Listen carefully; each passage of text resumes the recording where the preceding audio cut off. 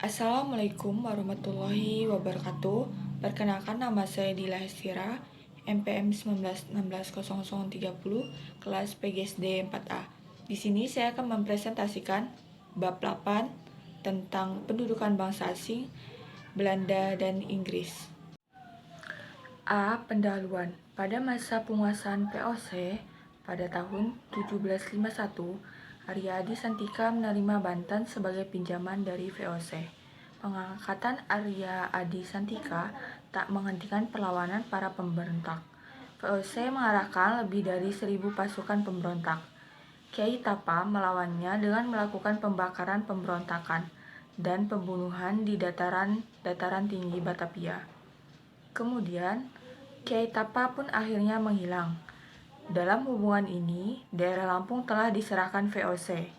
Tidak hanya kekuasaan yang dijalankan oleh VOC di daerah Lampung, hubungan antara Banten dan Lampung terjadi dalam berbagai kegiatan. Sebagai akibat dari peperangan di Eropa akhir abad ke-18, perdagangan menjadi terhalang dari banyak sekali perampokan laut dengan bantuan Inggris, menyebabkan daerah Lampung lepas dari VOC. Daerah Lampung dibiarkan mengurus daerahnya sendiri. Pada tanggal 31 Desember 1799, dengan resmi VOC dibubarkan, Indonesia secara langsung menjadi jajahan Belanda. B. Tata kehidupan masyarakat dan pemerintahan. 1. Perjuangan Raden Intan I dan Raden Imba II. Penguasaan di Lampung yang mempunyai kekuasaan nyata ialah Raden Intan I, gelar dalam Kusuma Ratu VI, tahun 1728 sampai dengan 1751 di negara Ratu dekat Kalianda. Belanda tidak bertindak keras terhadap Raden Intan I, bahkan oleh Belanda atau Daendel. Raden Intan I diakui kepemimpinannya terhadap rakyatnya dan diakui pangkatnya sebagai ratu dan kolonel. Pada tahun 1816, sesudah Perang Eropa selesai, melalui surat perjanjian antara pemerintah Inggris dan pemerintah Belanda, Indonesia dikembalikan ke tangan Belanda lagi. Kemudian, di Lampung diangkat seorang asisten residen yang berada di bawah residen Banten.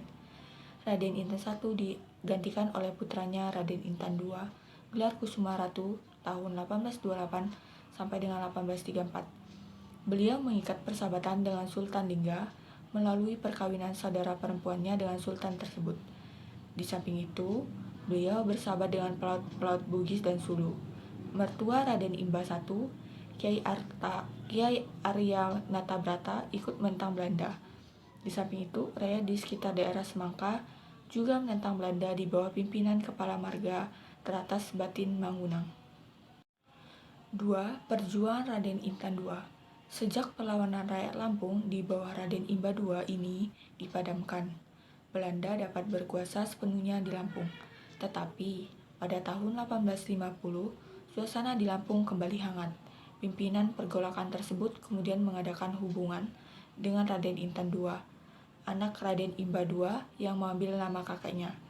Raden Intan I yang dianggap keras kepala oleh Belanda, pelantikan Raden Intan II sebagai ratu dalam tahun 1850 ini disusul dengan persiapan untuk menghadapi Belanda.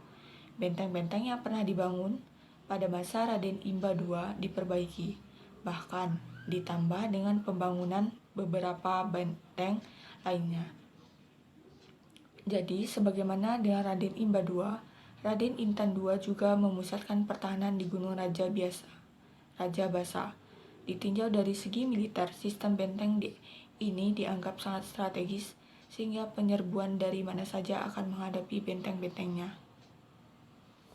C. Pengaruh pendudukan bangsa Eropa terhadap sistem kemasyarakatan.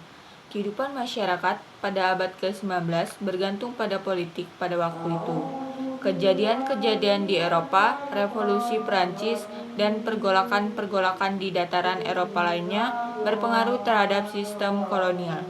Keadaan di Indonesia, terutama di Pulau Jawa, berpengaruh pada keadaan di Lampung. Pengaruh Diponegoro tahun 1825 sampai dengan 1830 menyebabkan Belanda banyak memusatkan pasukannya di Jawa Tengah, sehingga memungkinkan penguasa-penguasa di Lampung yang seharusnya patuh kepada Belanda bertindak sendiri-sendiri. Belanda tidak bisa berbuat apa-apa karena keadaan pada waktu itu belum memungkinkan untuk melaksanakan operasi besar-besaran untuk menundukkan penguasa-penguasa setempat. Para penguasa di Lampung memperjuangkan sistem marga sampai akhirnya diakui Belanda ditahan tahun 1928. Perjuangan yang cukup lama ini pada dasarnya mementingkan musyawarah dan gotong royong.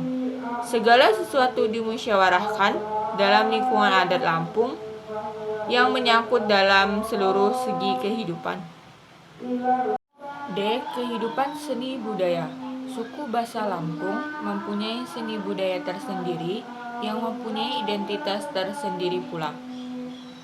Mereka mempunyai adat istiadat sendiri dan sampai kini masih tetap mereka jalankan sejauh tidak menyalahi adat syariat agama yang mereka anut. Dapat dikatakan bahwa masyarakat Lampung sebagai suku bangsa yang taat menganut agama, mereka juga memegang teguh adat istiadat mereka, bahwa kehidupan seni budaya dan kehidupan penduduk Lampung dalam abad ke-19 tidak begitu terpengaruh oleh seni budaya yang dibawa oleh orang Barat Belanda pada masa itu. 1. Sistem pendidikan.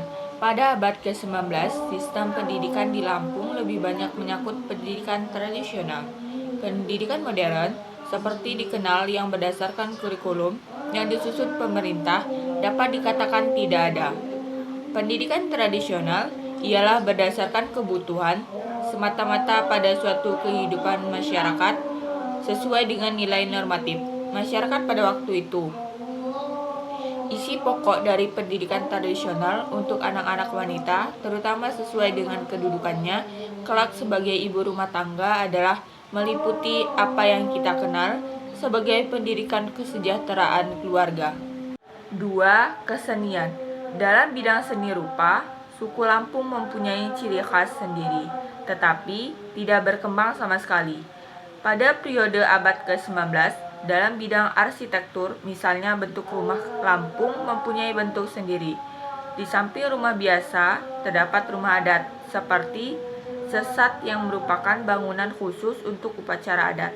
Oleh karena itu, semua kebutuhan pada periode ini masih banyak yang harus dibuat sendiri. Maka, segala keperluan itu harus direncanakan sendiri.